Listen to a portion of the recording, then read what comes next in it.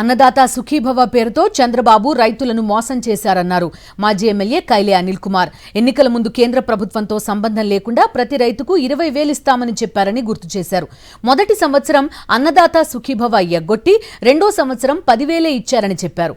ఇంకా ఒక్కో రైతుకు చంద్రబాబు 30,000 బాకీ ఉన్నారన్నారు కైలే అనిల్. ఎన్నికల ముందు చెప్పారు దాదాపుగా మాకు కేంద్ర ప్రభుత్వంతో సంబంధం లేదు, కేంద్ర ప్రభుత్వంతో సంబంధం లేకుండా ప్రతి రైతుకి 20,000 రూపాయలు పెట్టుబడి సాయం కింద అందిస్తానని చెప్పారు. మొదటి సంవత్సరం అసలు దాని గురించే మర్చిపోయారు. ఈ సంవత్సరం దాదాపుగా ఒక 10,000 రూపాయలు ఎంతో ఇచ్చినట్టున్నారు.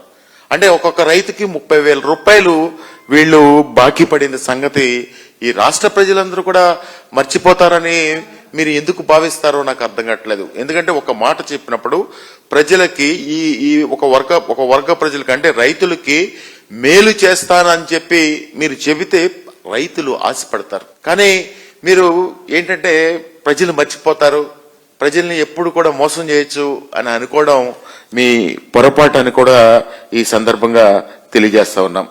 అసలు రైతులకి సంబంధించిన హామీని చంద్రబాబు నాయుడు గారు ఏ రోజు నిలబెట్టుకున్నారో ఒక్కసారి మనం గుర్తు చేసుకుంటే, వ్యవసాయం దండగా, విద్యుత్తు వైర్ల మీద బట్టలు ఆరేసుకోవాలి, ఇలాంటి మాటలు మాట్లాడినటువంటి చంద్రబాబు నాయుడు గారిని ఈ రాష్ట్రంలో రైతులు ఎవరూ కూడా నమ్మే పరిస్థితి లేదు. కానీ ఎన్నికల ముందు మీరు మోసం చేశారు. రైతుల్ని హక్కున చేర్చుకుంటానని చెప్పారు.